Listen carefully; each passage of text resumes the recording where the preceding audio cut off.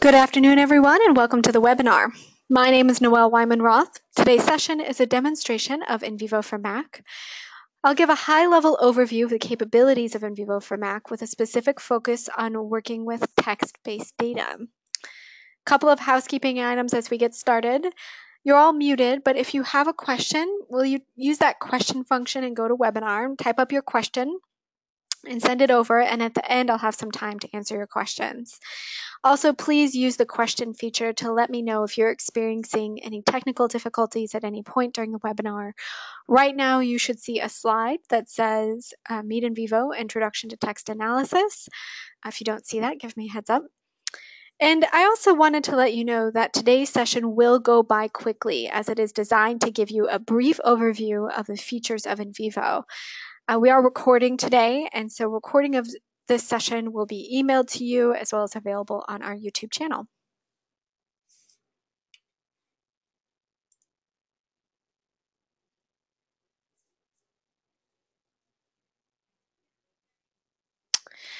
So one person said that they see Let's Get Started, not Meet NVivo, Introduction to Text Analysis. Is anybody else having that same issue?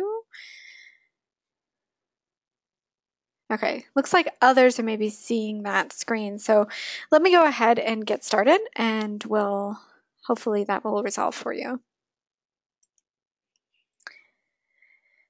All right, you've gone out and collected some text-based data, such as transcribed interviews, focus groups, or other text documents. How do you start to find and understand themes, key quotes, and trends in all the data you've collected? NVivo provides structure to unstructured data. It's a tool that organizes qualitative data and supports rigorous systematic analysis. NVivo for Mac offers the power of advanced qualitative analysis software as a native Mac application. Take advantage of powerful yet easy to use tools for organizing and discovering insight and text-based data. Easily find words and phrases, tell stories, and share findings.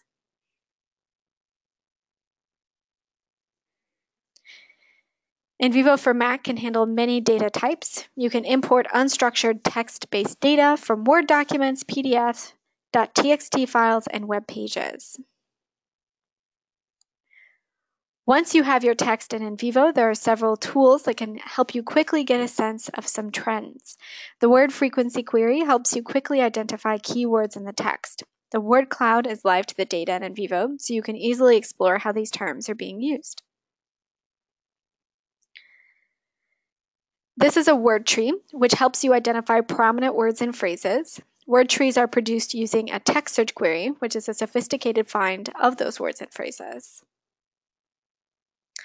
This is a mind map, which is visualizing a node hierarchy in NVivo. You can think of nodes as buckets for qualitative data. Nodes gather related material to one place to look for emerging patterns and ideas. You can create and code to nodes manually, as well as use tools within NVivo, such as the text search query, to jumpstart your coding and organization of your data. The mind map can help you think through what your nodes might be, and then you can automatically create your mind map as nodes, empty nodes waiting for qualitative data. Today, I'm going to introduce you to tools in NVivo that are useful when analyzing text. First, I'll bring in some text-based data. For simplicity, I'm going to work only with transcribed interviews today. Then I'll cover some tools within NVivo, specifically the word frequency and text search queries that can help you quickly get a sense of key concepts in your data. Nodes, which again are buckets for qualitative data, pull together information from multiple documents. Nodes are the heart of analysis in NVivo, and it makes it easy for you to see if an idea or concept has manifested across your data. I'll show you multiple ways to create and organize nodes, including from a mind map. And then at the end of today's session, I'll give you some pointers on how to create a powerful node structure in NVivo. Next, we'll move into NVivo. All projects follow the same basic process. The first step is to gather data. Then you can create an NVivo project and import those materials. From there, you can analyze and explore your data using sophisticated coding and query functions, as well as create a beautiful visualization that helps you learn more about your data and communicate your findings to others. So I'm going to move over. Let's see here. Let's move over into NVivo. Today, I've created a blank NVivo project, and we're ready to import some data. We're going to be using data from our sample project, which is called Environmental Change Down East. Now let's see here. Let's find my sample data. And again, as a reminder, I'm going to be working with just transcribed interviews. So these are conversations that have been recorded and transcribed into Word documents. And this sample project is about environmental change in an area of North Carolina. It's coastal North Carolina. So those are some of the themes that we'll see today related to environmental topics and change in the community and topics related to living on the coast as well. What NVivo is doing is creating a copy of these Word documents that are sitting on my computer and importing them into my NVivo project file, so everything is contained within that NVivo project file. So let's take a look at one of these interviews. I like to have my detail view on the right, so I can change that. So essentially, these documents look identical to how they would look in Word. So these are semi-structured interviews, which means that the interviewer followed a set of questions, but asked follow-up or probing questions as well. If I have multiple pieces of data for a given participant, or if you're doing a longitudinal study, and there's one other case, which I'll come back to, in which you would want to create a case node. So cases are a type of node that help you keep all data related to a given participant in one place. So I've gone ahead and created each one of these as cases, and I can modify these case names to remove the extra words. So essentially what it's done here is create a node that houses all of the information related to a given participant. Since we only have one interview per participant, right now it's just Barbara's conversation in Barbara's node. And so if I were to gather another interview from Barbara, for instance, or perhaps I have an image that includes Barbara and a survey response that's from Barbara, I can code that all to Barbara's node. Case nodes differ from thematic nodes, which are housed in this folder up here. We haven't done any of that coding yet. They differ from thematic nodes in another important way. If you have demographic information about your participants or other categorical information about your units of study, you can add that information to case nodes through classifications and attributes, specifically a case classification. So I'm not going to cover that today, but we do go over that in our Mixed Methods webinar, which I believe will be offered next month. So take a look at our event calendar and see if you can join. And the recording is also available on our YouTube channel.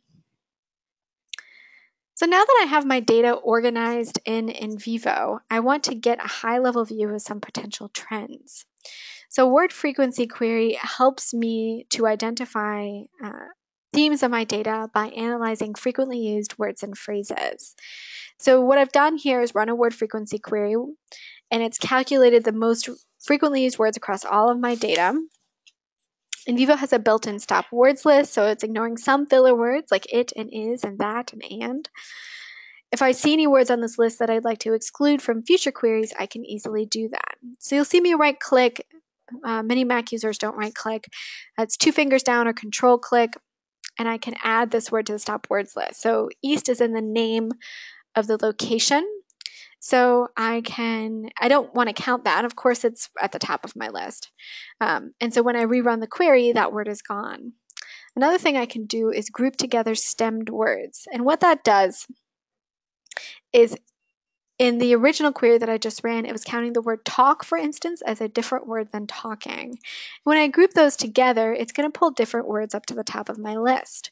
So now you can see that fishing has come to the top of my list because it's grouping together 4 stems. And water, change has also become more important in development. So these are all potential themes that I might want to explore. NVivo will also create a word cloud of the most frequently used words in my data. So the larger the word, the more frequently it appears. I can change how a word cloud looks. So if I don't like this particular color or font combination, I can change that. I can export it as a static image. But within NVivo, this is live to the data. So if I wanted to explore the use of any one of these words, I can do that. I can do that from the word cloud or the summary. So let's say I'm interested in what my participants have to say about water. I can run a text search query from within a word frequency query or from scratch. The text search query helps me to explore the use, context, or meaning of words, helps me understand if a topic is prevalent amongst my data, but also what's being said about a topic. So here in the summary view, I can see all of the interviews that discuss water. Here I can see the word water with a little bit of context. And NVivo also generates what's called a word tree. And so if I'm searching for multiple words simultaneously, which I am, I can change that root word here in the middle. So this way I can quickly see that people discuss water much more than waters.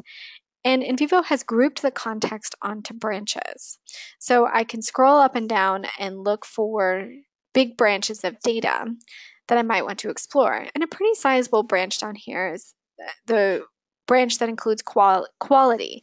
So people are discussing water quite a bit, but also more specifically, they are discussing water quality. And this is something I want to further investigate. So I can run another text search query.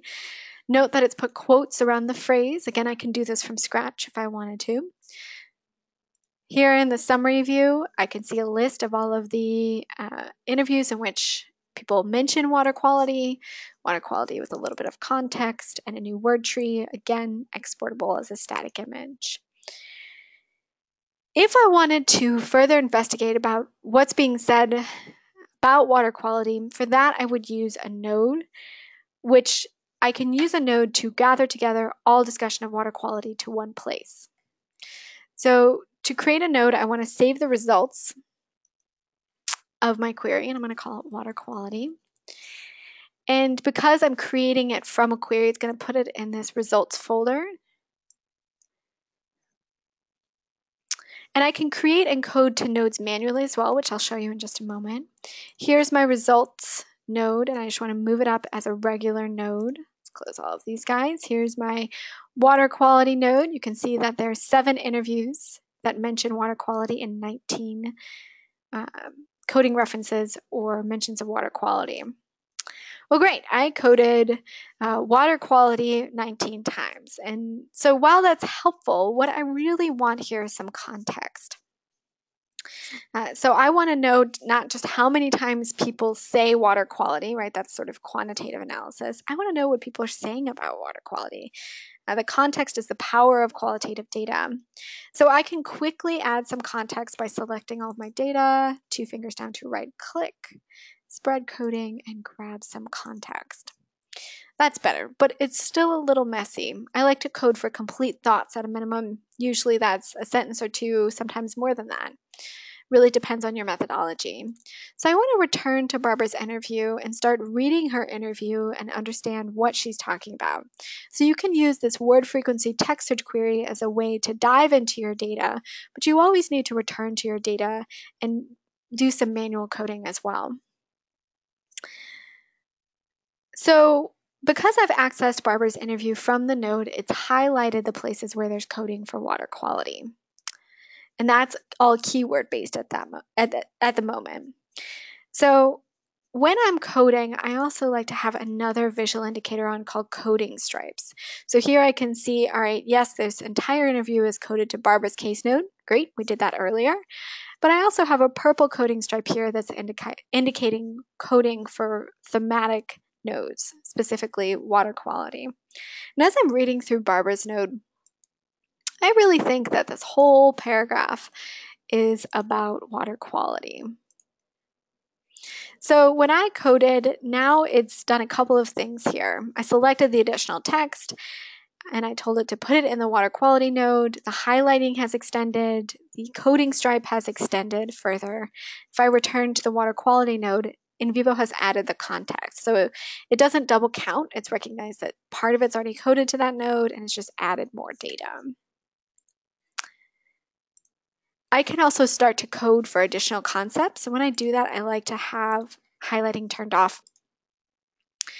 One of the things that I may be interested in exploring in these data is the relationship between water quality and real estate development. And Barbara actually starts to touch on that here.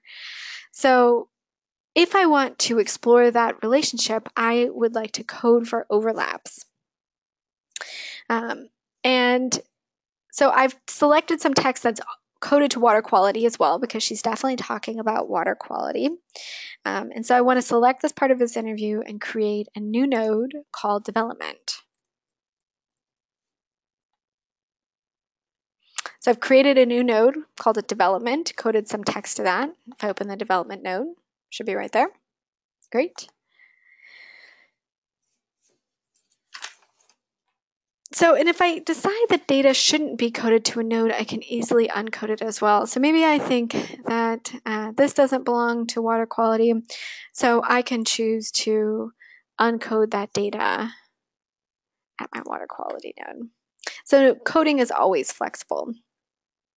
So as I start to read my data and dive into it, I may want to start to think systematically about what I want to look for in my interviews. So mind maps are useful at the beginning of my project to help me map out ideas or potential nodes. So I'm going to create a new mind map. So a mind map might be useful if you're using a methodology in which you know at least some of the topics you're looking for in your data. So you can share your mind map with an advisor or a colleague to get feedback, or just save it and use it at the end of my project and compare it to the coding structure I ended up with. So I'm going to create a new mind map called Ideas About Coding. And we always start with a central shape here. So we'll call this environmental change down east. And I already know that there are a couple of clusters of things that I want to look for. I know that there are going to be a number of topics related to the natural environment. That's sort of the nature of this data, right? We're asking people about environmental change, and people are going to bring up different types of natural environment that have changed. We already know that water quality is going to appear. Maybe we want to look for changes in the landscape and also in wildlife habitat. I've also started to see some economic ideas emerge. So I can have a group of economy nodes. And perhaps I might nest a real estate development here. You might remember that fishing came up quite a bit in the word frequency query. And if I wanted to, I could get more specific between recreational fishing and commercial fishing.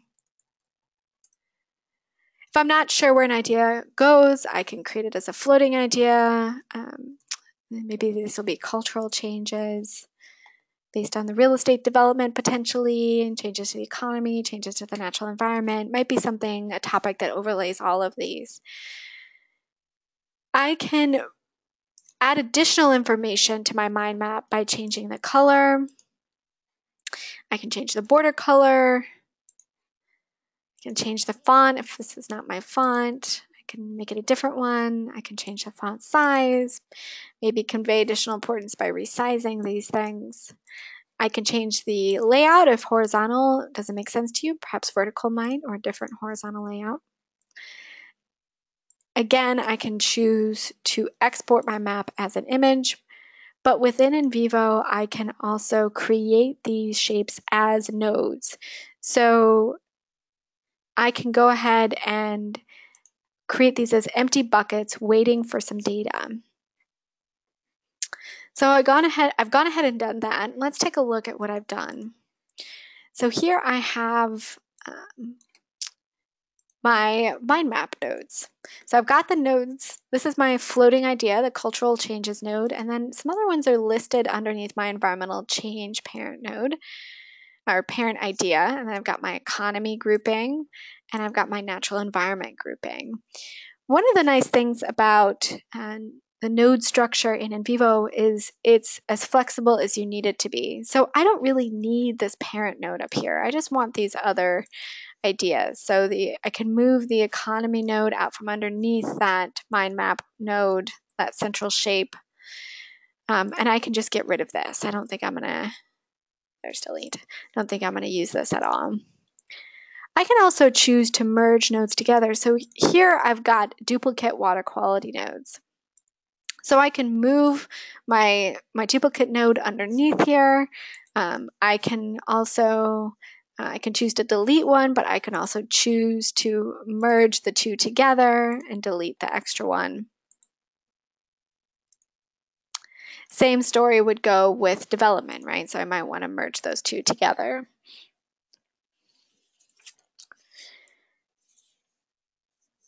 NVivo also has a feature called aggregation, which will allow me to ask questions of umbrella ideas without having to code to both the parent and the child. So natural environment, by the way, is the parent node, and water quality is called the child node. So it's just our parlance. So I can choose to turn something on called aggregate coding from child nodes. And if I wanted to see, where coding for real estate development, or development really, overlapped with any one of my natural environment concepts, right? So if I had coding to habitat and landscape, it would be pulled up to this natural environment node.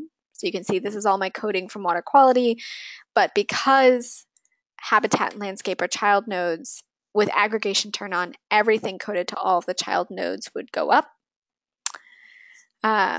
And by the way, this is the parent. These are child nodes. We typically don't use the term a sibling node. We typically talk about multiple child nodes, but technically these are siblings to each other. They're on the same level. So down the line, if I wanted to say, okay, NVivo, show me all the places where I have some coding for development in any one of my natural environment nodes, because I want to understand how those concepts are related, and the way that I capture the relationship is overlaps in the coding. I can use a coding query to say, show me all the places where there's coding for development and natural environment. It will bring up those data for me.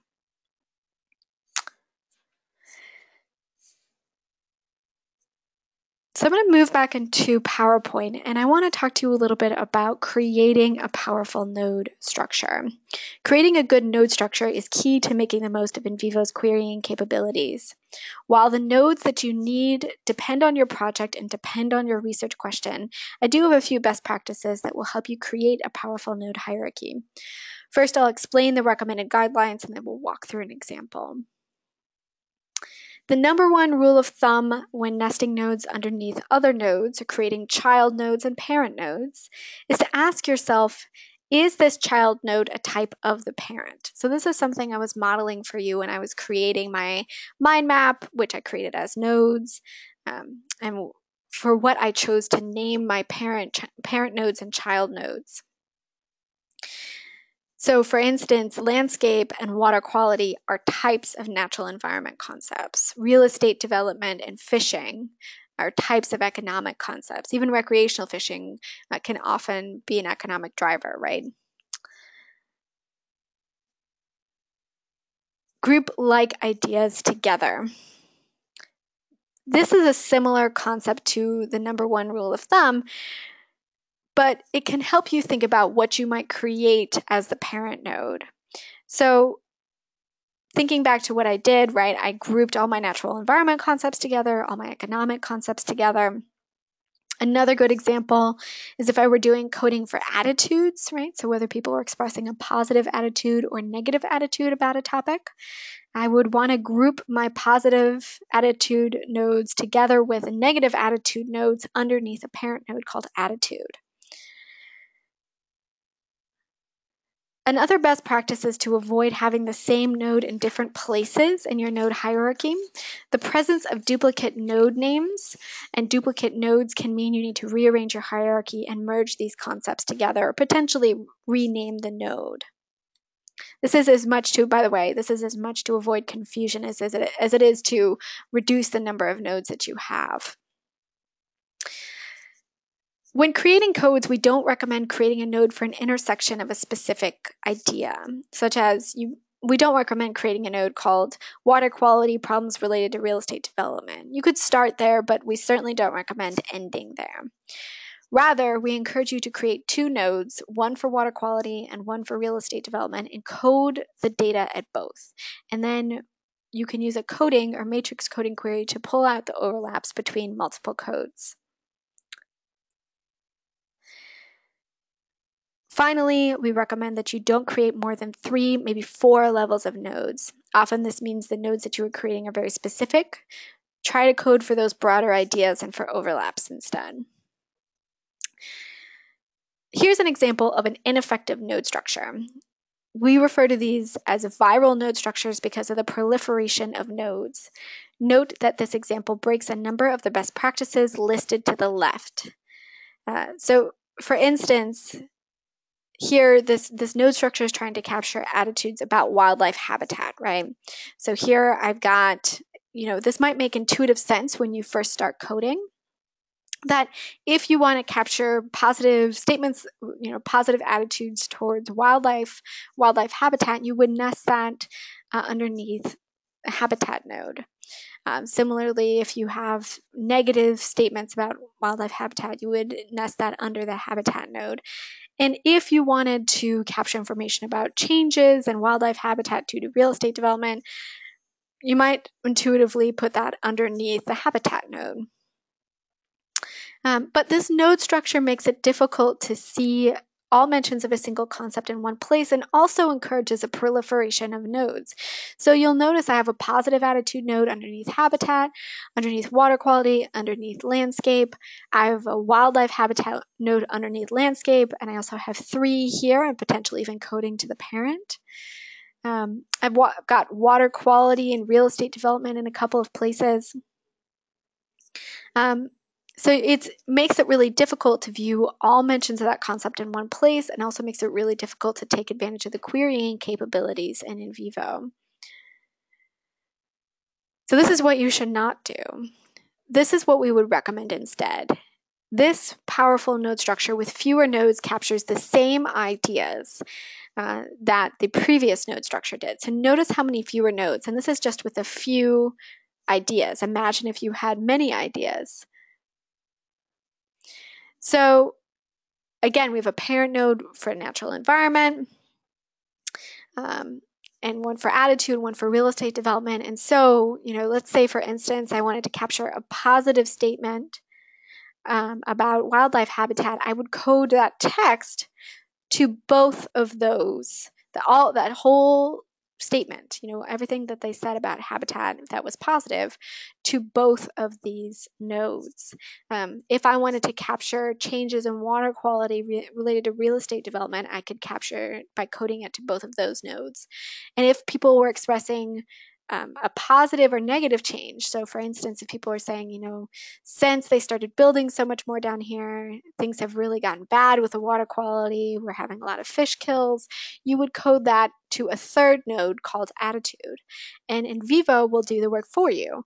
And it will, down the line again, you could use a coding query and say, all right, show me all the places where people expressed a negative attitude about real estate development and water quality, and NVivo will pull out those overlaps.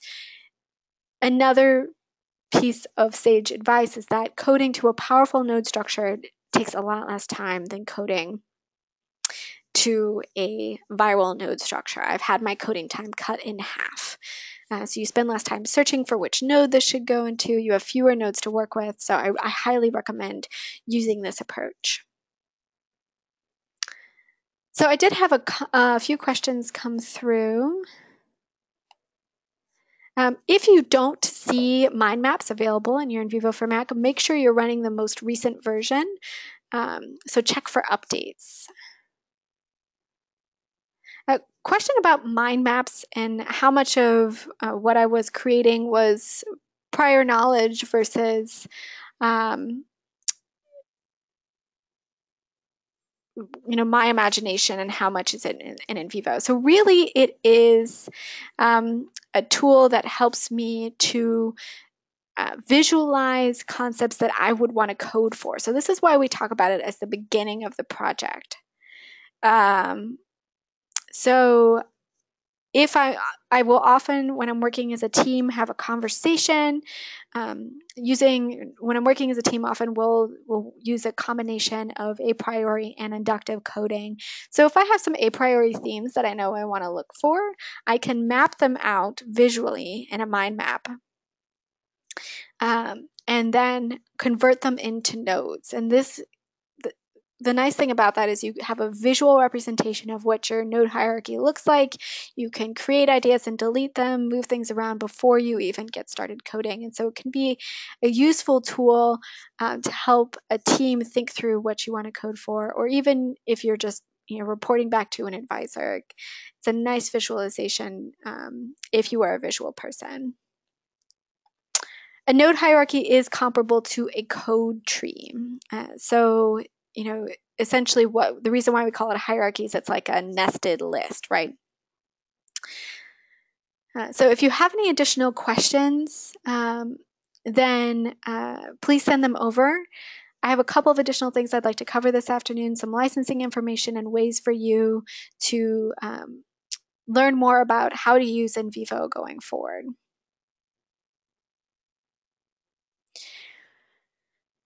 Briefly, we do offer discounted student licenses for NVivo for Mac. These are full functionality but limited to 1 year. Full licenses are perpetual one-time purchase licenses for individuals. You can also choose to purchase an optional subscription, which entitles you to priority support and any new versions that are released during the term of your subscription. If there's a group of you at your organization that's interested in using NVivo, you might consider an enterprise license agreement. There are a number of benefits to being an ELA holder with us, including free access to new versions and priority support. If you'd like to try NVivo before you buy, give our free 14-day trial a shot, which is available from our website, qsrinternational.com. We want to make sure that you're successful with your NVivo project. So to that end, we offer some paid training and free resources. On the paid training side, we offer on-site classroom workshops that are typically 2 days long. Take a look at our online event calendar on our website to see if we're coming to a city near you. And if you have a group that's interested in learning NVivo, let us know. We're happy to set up a training. We also offer online courses at a beginner and more advanced level. These are self-paced and students receive a discount. If you'd like to sit down with us to discuss your project, we're happy to set up an individual consulting session. And if you have a group that would like a web-based training, we also offer those. So essentially whatever you need, we're happy to provide. On the free resources side, there's a handout that's attached to GoToWebinar that includes links to everything I'm about to mention. We have a great YouTube channel with how-to videos and recordings of recent webinars, and a recording of this demo will be available on YouTube. Another great resource are user communities. We have a Facebook page, LinkedIn group, user forums, and a Twitter community. These are great places to interact with other NVivo users and get answers from one of our experts. Our online help documents have a lot of great detailed information on how to do anything in NVivo, and there are lots of links to these online help documents in the handout. And to keep an eye on our event calendar for additional free webinars. Our Meet NVivo series is a great way to get acquainted with useful features in NVivo. If you have a question that we didn't get to today, or would like more information after today's webinar, please reach out to americas@qsrinternational.com. I also like to mention our Twitter handles. Our main Twitter handle is at QSRInt. They post news, upcoming sessions, and cool things that our users are doing with NVivo. If you have a technical issue with NVivo, our support team is available through our website, qsrinternational.com, as well as through their Twitter handle at QSRSup. Thank you for joining me this afternoon, and best of luck with your NVivo project.